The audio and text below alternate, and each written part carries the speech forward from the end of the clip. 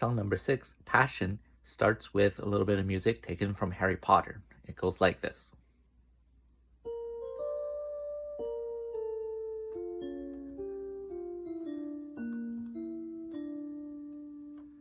The sequence ending on the D note suggests that the song is in some kind of D scale.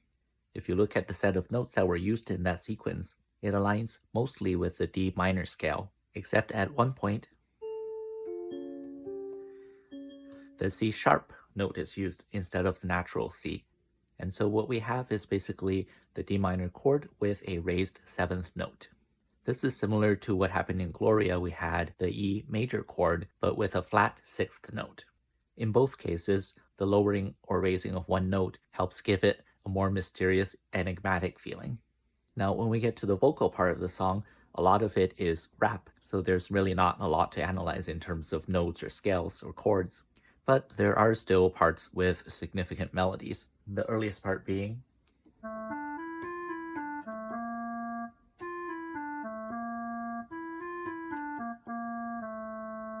so this part is still following the D minor scale, but this time notice that C is not used at all. Not the natural C nor the raised C sharp, it just doesn't use the C key at all.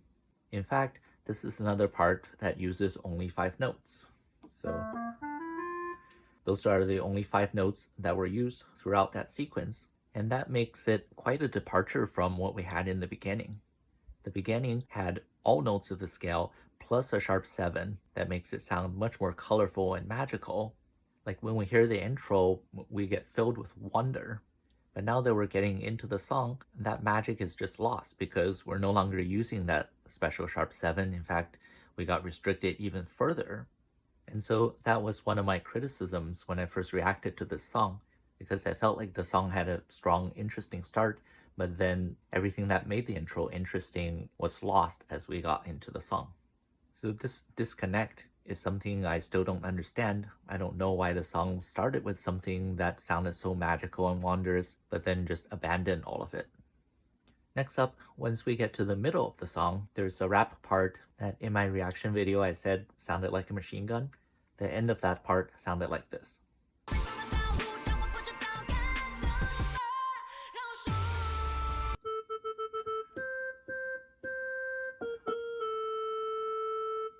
So here notice we are actually using the C again. This time we're using the natural C, not the sharp anymore. So you can say maybe it went back to the regular D minor without the sharp 7th. But at the same time, this entire part has been very much centered around the note A.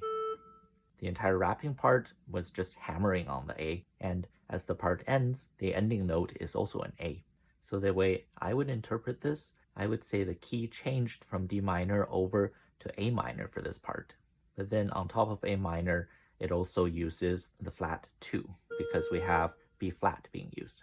So then the melody follows this scale for a bit, and it eventually ends with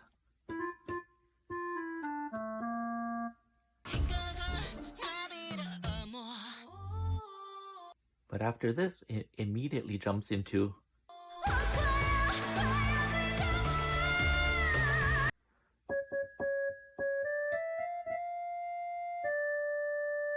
so here we're back to using the sharp C again and ending on a D, which means we've just flipped back to our original D minor scale with the sharp 7th again.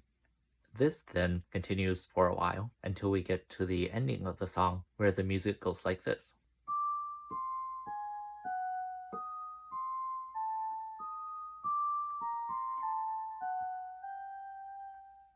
This time the sequence ends on a G, and in fact it's now following the G minor scale with a sharp 7th, which is the sharp F that you saw in the sequence. So yeah, this was a highly complex piece.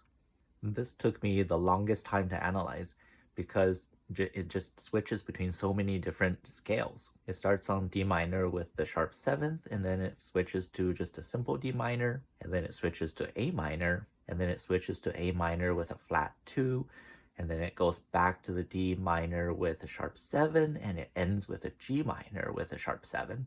What? And to be honest, I'm probably getting a lot of stuff wrong because this is way over my head. I don't understand this all, but this is the best I can do for now.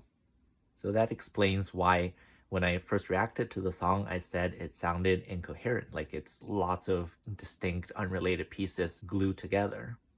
And that impression comes from not only the scale, the song also switches between different types of rhythms, different vocal styles, different sets of instruments, and different arrangements. There are so many things that keep switching throughout the song. This is something I mentioned in the analysis for Me and You, where that song had a super simple chord progression. And I said, if you make the song really complex with lots of chord and scale changes, then you have to be careful to make all the changes flow smoothly. Otherwise, the whole song is not going to make any sense to the listener. And so this song is one that goes all the way to the other extreme, where you have changes happening all over the place. So here, some people might say, well, okay, this is such a mess. It goes all over the place. What is she doing? But I'm willing to believe that it's intentional to fit the theme of the MV, because the MV is all about suffering the effects of online harassment and bullying. And that can cause so much intense anxiety that you really can't concentrate on any one thing. And so your mind keeps wandering all over the place. In that state, of course, you're going to sound inconsistent. You're not going to be able to express yourself well with a smooth song.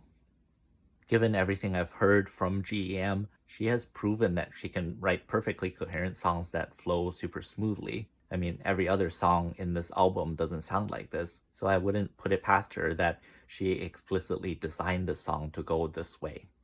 Of course, whether that means I like the song or not is a different story, but I'm talking purely from a technical standpoint. I'd still say that this is a success in songwriting.